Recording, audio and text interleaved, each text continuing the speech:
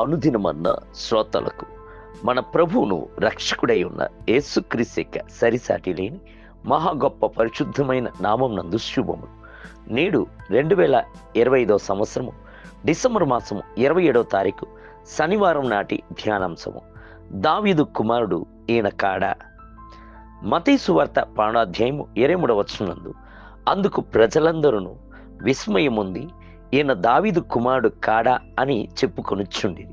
యేసు ఎవరు అని కనుగొంటయందు ఆనాటి ఇజ్రాయిలుకు గొప్ప తడబాటు ఏర్పడెను. దేవుని కుమారుడిగా మెస్సయ్య పుట్టును అనియు రాజకుమారుడిగా రాజనగరునందు జన్మించును అనియు వారు కనిపెట్టుకుని ఉండిరి.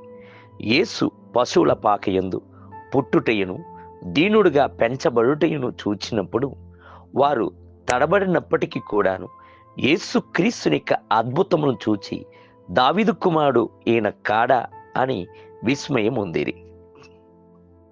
ఒకసారి దెయ్యము పట్టిన క్రుడ్డియు మగవాడైన ఒకరిని మాట్లాడునట్లుగాను చూచున్నట్లుగాను ప్రభువున్న యేసు స్వస్థపరిచినప్పుడు ప్రజలందరూ విస్మయముంది, దావీదు కుమారుడు ఈయన కాడా అని చెప్పుకొనిరి.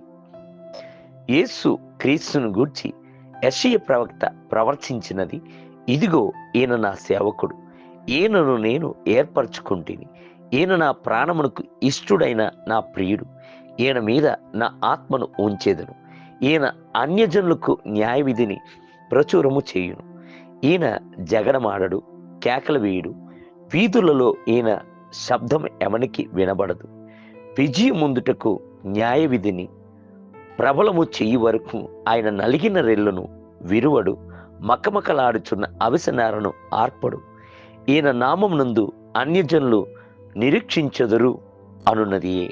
మత్తయి సువార్త 12వ 18-21.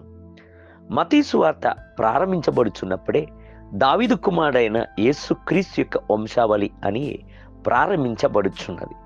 ఎవరెవరైతే తమకు అద్భుత స్వస్థత కావాలను, విడుదల కావాలను, ఆరోగ్యము కావాలను అని కోరుచున్నారో అట్టివారు యేసును దావీదు కుమారుడా అని పిలిచిరి. ఒకసారి 2 గుడ్డివారు ఆయన వెనక వచ్చి, దావీదు కుమారుడా మమ్మను కరుణించుము అని కేకలు వేసిరి. అప్పుడు యేసు వారి కన్నులను ముట్టి తెరచెను. మత్తయి సువార్త 9వ 27-30.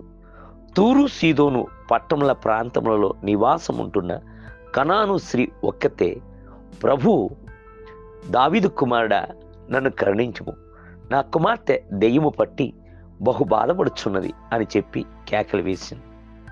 అందుకు యేసు ఆమె వైపు చూచి, అమ్మా, నీ విశ్వాసము గొప్పది, నీవు కోరునట్టే నీకు అగునుగాక అని ఆమెతో చెప్పాను.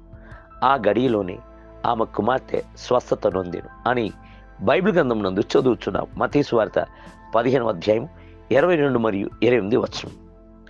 ఇదిగో ఎరికో త్రోవ పక్కన కూర్చున్న 2 గుడ్డివారు యేసు ఆ మార్గమును వచ్చుచున్నాడని విని, ప్రభువా దావీదు కుమారుడా మమ్ము కరుణింపుము అని కేకలు వేసిరి. కాబట్టి యేసు కనికరపడి వారి కన్నులు ముట్టెను. వెంటనే వారు దృష్టిని పొంది ఆయన వెంట వెళ్ళిరి. మత్తయి సువార్త 20వ 30-34. కొత్త నిబంధన యందు ఎవరెవరు ఆయనను దావీదు కుమారుడా మమ్ములను కరుణింపుము అని పిలిచిరో ప్రభు అట్టి వారికి అద్భుతమును చేసింది. దేవుని బిడ్డలారా, మీరు కూడాను దావీదు కుమారుడా నజరుడని యేసు జీవము గల దేవా నన్ను కరుణించుము అని పిలువుడి, అప్పుడు ఆయన మీకు నిశ్చయముగానే అద్భుతమును చేయును. నేటి ధ్యానమునకే క్రీస్తును గూర్చి మీకేమీ తోచుచున్నది? ఆయన ఎవని కుమారుడని అడిగాను. వారు ఆయన దావీదు కుమారుడని చెప్పి. మత్తయి సువార్త 22వ 42. నేటి వేద పఠనము ఉదయము జకరియా గ్రంథము 1, 2, 3 మరియు 4 అధ్యాయములు, సాయంత్రం ప్రకటన గ్రంథము 18వ అధ్యాయం. ప్రభువు మిమ్ములను దీవించునుగాక.